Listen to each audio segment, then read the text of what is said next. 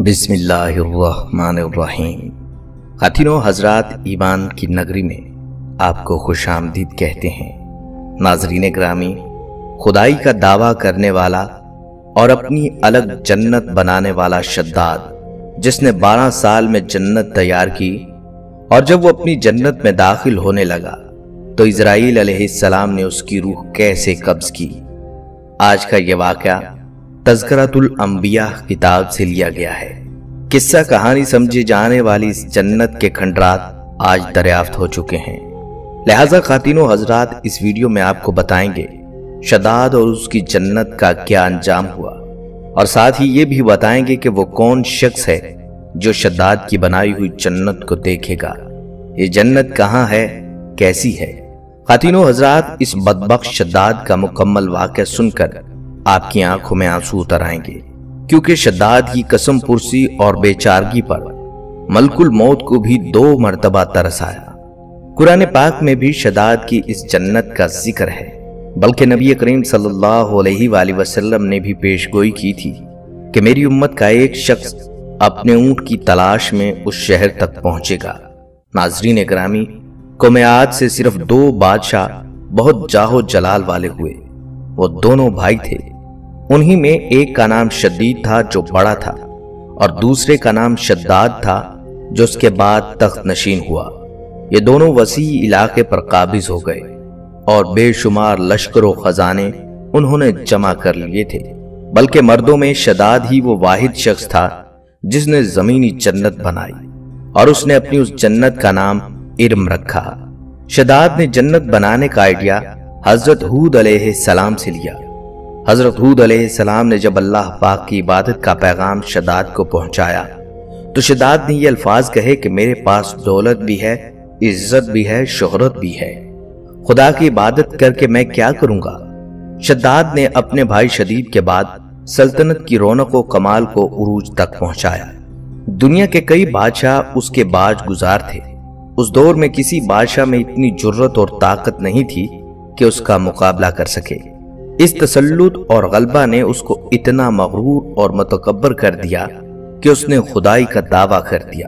اس وقت کے علماء کرام جو سابقہ انبیاء کے علوم کے وارث تھے، اسے بہت سمجھایا اور اسے اللہ کے عذاب سے ڈرایا۔ وہ کہنے لگا جو حکومت و دولت اور عزت اس کو اب حاصل ہے، اس سے زیادہ اللہ کی عبادت کرنے سے کیا ہوگا؟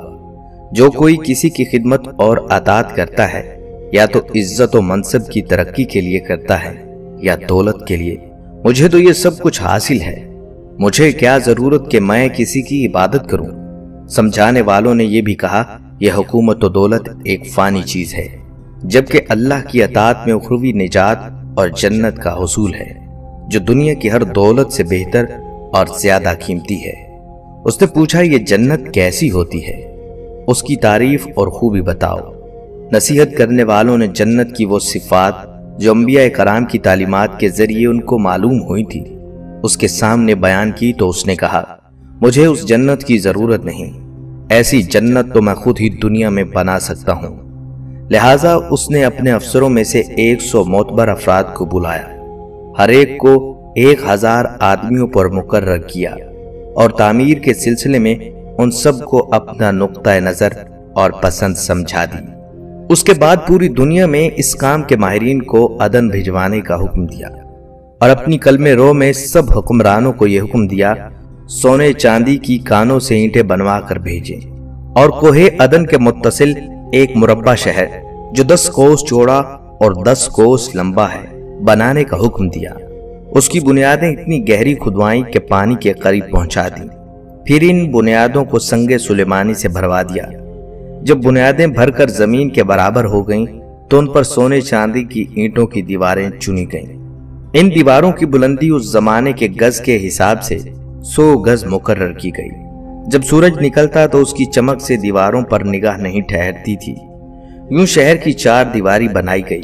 اس کے بعد 4 دیواری کے اندر 1000 محل تعمیر کیے گئے۔ ہر محل 1000 ستونوں والا تھا، اور ہر ستون جواہرات سے جڑوایا گیا تھا۔ پھر شہر کے درمیان میں سے ایک نہر بنائی گئی، اور ہر محل میں سے اس نہر سے چھوٹی چھوٹی نہریں لے جائی گئی۔ ہر محل کی دیواریں اور فرش یاقوت، زمرد، مرجان اور نیلم سے سجا دی گئیں۔ نہروں کے کنارے پر ایسے مصنوعی درخت بنائے گئے جن کی جڑیں سونے کی، شاخیں اور پتے زمرد کے تھے۔ ان کے پھل موتی، یاقوت اور دوسرے جواہرات کے بنوا کر ان پر ٹانگ دیے گئے۔ شہر کی دکانوں اور دیواروں کو مشک و زعفران اور عنبر و گلاب سے ثقیل کیا گیا۔ یاقوت و جواہرات کے خوبصورت پرندے چاندی کی دیواروں پر بنوائے گئے جن پر پہرے دار اپنی اپنی باری پر آ کر پہرے کے لیے بیٹھ جاتے۔ جب تعمیر مکمل ہو گئی تو حکم دیا کہ سارے شہر میں ریشم کے قالین بچھا دیے جائیں۔ پھر نہروں میں سے کسی کے اندر میٹھا پانی، کسی میں شراب، کسی میں دودھ اور کسی میں شہد و شربت جاری کر دیا گیا، اور ہر پیشہ و ہنر والے کو حکم ہوا کہ اپنے کاموں میں مشغول ہو جائیں، اور یہ کہ اس شہر کے تمام واسیوں کے لیے ہر وقت ہر قسم کے پھل اور میوے پہنچا دیا کریں۔ جب یہ شہر اس سجاوٹ کے ساتھ تیار ہو گیا تو تمام امراء کو یہ حکم ہوا کہ اس شہر میں آباد ہو جائیں۔ پھر شداد خود اپنے لاؤ لشکر کے ہمراہ انتہائی تکبر اور غرور کے ساتھ اس شہر کی طرف روانہ ہوا۔ بعض علماء و مصلحین کو بھی ساتھ لیا اور راستے بھر ان سے ٹھٹھا اور تمسخر کرتے ہوئے ان سے کہتا رہا، ایسی جنت کے لیے تم مجھے کسی اور کے آگے جھکنے اور ذلیل ہونے کا کہہ رہے تھے۔ میری قدرت اور دولت تم نے دیکھ لی۔ جب قریب پہنچا تو تمام شہر والے اس کے استقبال کے لیے شہر کے دروازے کے باہر آ گئے اور اس پر جواہر نچھاور کرنے لگے۔ اسی ناز و ادا سے چلتے ہوئے جب شہر کے دروازے پر پہنچا تو روایت ہے کہ ابھی اس نے گھوڑے کی رکاب سے ایک پاؤں نکال کر دروازے کی چوکھٹ پر رکھا ہی تھا کہ اس نے وہاں پہلے ایک اجنبی شخص کو کھڑے ہوئے دیکھا۔ پوچھا، تو کون ہے؟ اس نے کہا، میں ملک الموت ہوں۔ پوچھا، کیوں آئے ہو؟ اس نے کہا، تیری جان لینے۔ شداد نے کہا، مجھے اتنی مہلت تو دے کہ میں اپنی بنائی ہوئی جنت کو دیکھ لوں۔ جواب ملا، مجھ کو حکم نہیں۔ کہا، چلو اس قدر ہی فرصت دے دو کہ گھوڑے پر سے اتر جاؤں۔ جواب ملا، اس کی بھی اجازت نہیں۔ چنانچہ ابھی شداد کا ایک پاؤں رکاب میں اور دوسرا چوکھٹ پر ہی تھا کہ ملک الموت نے اس کی روح قبض کر لی، اور پھر حضرت جبرائیل علیہ السلام نے اتنی زور سے چیخ ماری کہ وہ تمام شہر اپنی سجاوٹوں کے ساتھ زمین بوس ہو گیا اور اس کا نام و نشان تک نہ رہا۔ قرآن پاک کی سورہ فجر میں اس کا ذکر اس طرح ہوا ہے کہ وہ جو ارم تھے بڑے ستونوں والے، اور شہروں سے اس کی مانند کوئی شہر شاندار نہ تھا۔ اس کے لشکر کے ہلاک ہو جانے کے بعد وہ شہر بھی لوگوں کی نگاہ سے اوجھل کر دیا گیا، مگر کبھی کبھی رات کے وقت عدن اور اس کے ارد گرد کے لوگوں کو اس کی کچھ روشنی اور جھلک نظر آ جاتی ہے۔ یہ روشنی اس شہر کی دیواروں کی ہے۔ حضرت عبداللہ بن قلابہ جو صحابی ہیں اتفاق سے ادھر کو چلے گئے۔ اچانک آپ کا ایک اونٹ بھاگ گیا۔ آپ اس کو تلاش کرتے کرتے اس شہر کے پاس پہنچ گئے۔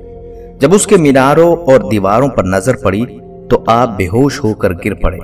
جب ہوش آیا تو سوچنے لگے کہ اس شہر کی صورتحال تو ویسی ہی ہے جیسی نبی کریم صلی اللہ علیہ وآلہ وسلم نے ہم سے شداد کی جنت کے بارے میں بیان فرمائی تھی۔ یہ میں خواب دیکھ رہا ہوں یا اس کا کسی حقیقت سے کوئی تعلق ہے؟ اسی کیفیت میں اٹھ کر وہ شہر کے اندر داخل ہوئے۔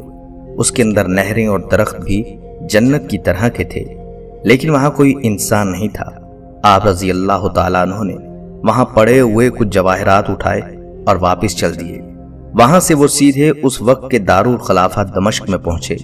حضرت امیر معاویہ رضی اللہ تعالیٰ عنہ وہاں موجود تھے۔ وہاں جو کچھ ماجرا ان کے ساتھ پیش آیا انہوں نے بیان کیا۔ حضرت امیر معاویہ نے ان سے پوچھا، وہ شہر آپ نے حالت بیداری میں دیکھا تھا کہ خواب میں؟ حضرت عبداللہ رضی اللہ تعالیٰ عنہ نے بتایا کہ بالکل بیداری میں دیکھا تھا۔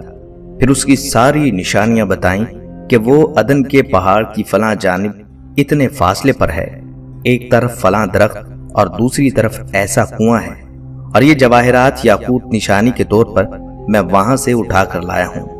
حضرت امیر معاویہ رضی اللہ تعالیٰ عنہ یہ ماجرا سننے کے بعد نہایت حیران ہوئے۔ پھر اہل علم حضرات سے اس کے بارے میں معلومات حاصل کی کہ کیا واقعی دنیا میں ایسا شہر کبھی بسایا گیا تھا جس کی اینٹیں سونے چاندی کی ہوں۔ علماء کرام نے بتایا کہ ہاں، قرآن مجید میں اس کا ذکر آیا ہے، مگر اللہ تعالیٰ نے اس کو لوگوں کی نگاہوں سے چھپا دیا ہے۔ خواتین و حضرات، مال و دولت کے غرور اور گھمنڈ میں سرکشی اور تکبر نہ کریں، بلکہ ہمیشہ دل میں خوف خدا رکھ کر تواضع اور انکساری کو اپنی عادت بنائیں اور جہاں تک ہو سکے اپنی زندگی میں اچھے اعمال کرتے رہیں۔